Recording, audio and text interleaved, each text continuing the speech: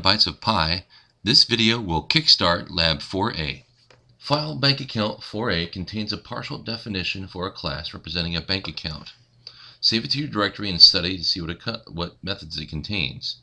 Then complete the bank account 4A class as described below. Note, you won't be able to test your methods until you write the Manage Accounts 4A Java in question 2. So essentially this lab has two files, the bank account class file, the bankaccount.java, and the manage accounts 4a.java. And here we have both of those files here. We're going to go over the first one in bank account 4a, and then maybe a little bit in bank accounts, manage accounts, so you can get an idea of what you're supposed to do for this lab. So first thing, we're going to be filling in the bank accounts 4a class. The first function is toString. We're going to build in the logic. Fill in the code for method toString, which should return a string, one string, containing the name, account number, and balance for the account. So let's take a look at bank account 4a. Here we notice at the top, bank account 4a has three variables: balance, name, and account num. And it's got all these different functions here, but they're kind of empty. Some of them have nothing in them because they're not returning anything. Notice there's nothing in them, and that's completely valid.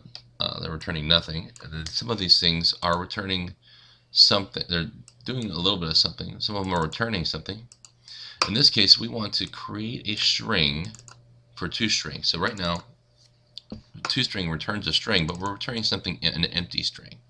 What we want to return, according to this, is we want to return a string containing the name, account number, and balance for the account.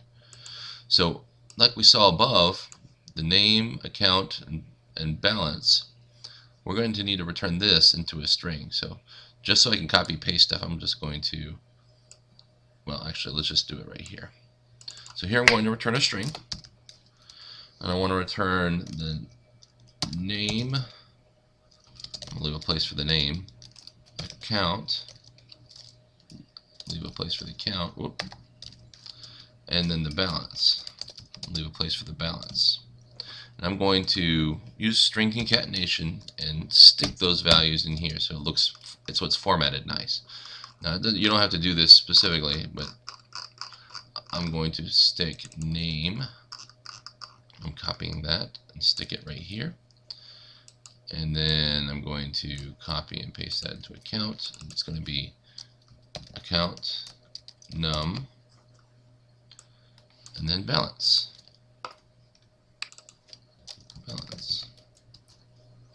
Alright, so now I have a string that returns the name, account number, and balance for the account. Now I'm going to keep doing this for these other functions. The charge fee logic, I'm going to deduct a service fee and then return a value. So I'll be modifying this. I'll need to focus on the return value here because this right now charge fee is returning nothing. I need to return a value later on, and then change names. So I'll need to fill in those. Now the next part of that, you'll need to finish B, C, and D for that. You'll need to fill in the Manage Bank Accounts class. So we'll go to the Manage Bank Accounts class, and it's got instructions and comments here: creating account, deposit for Joe's account, print Joe's new balance. So we're going to create the code underneath the comments to kind of match the comments. So here I am creating a bank account for Sally, account 1 for Sally with $1,000, and I have an account number 111. So I want to do the same thing for Joe, but I want to put it in account 2. Notice there's an account 1. I'm going to create another account object and stick it in variable account 2. Here I want to create it for Joe. I want to set him up with $500, and we don't want the account numbers to be the same as Sally, so let's just create a new account number.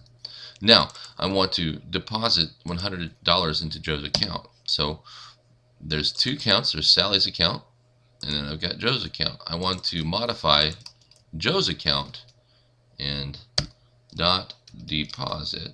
And there's a function. Notice there's a function called deposit in bank account 4a where I can deposit $100.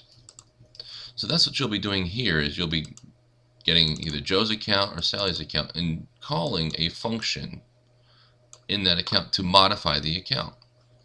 And lastly, you're going to print a balance for charge fee.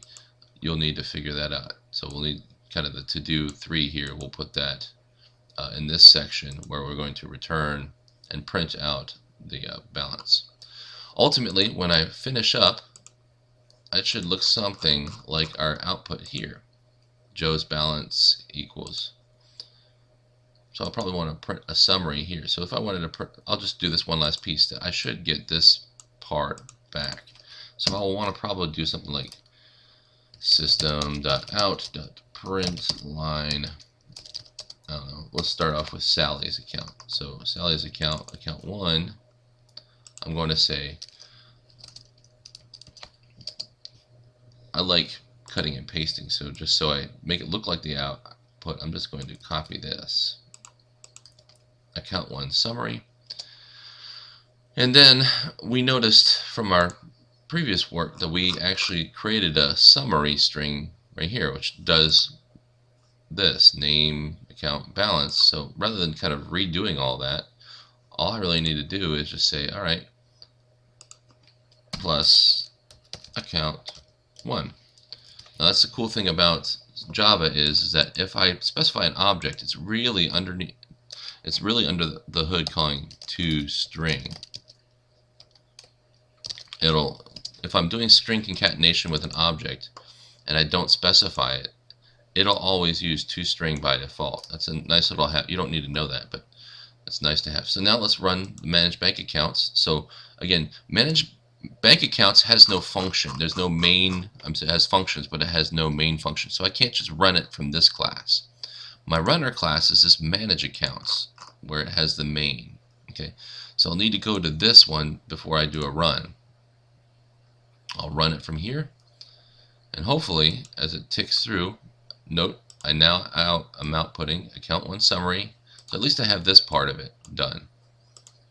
Sally account balance. Sally account balance. Now I'll be doing things in here to change Sally's account so it won't be 1,000 at the end of the day. It should look something like this if I'm doing it right. But this is something you need to check. At the end of the day, once you've done everything, it should look something like this sample output. That concludes this demo. Thanks.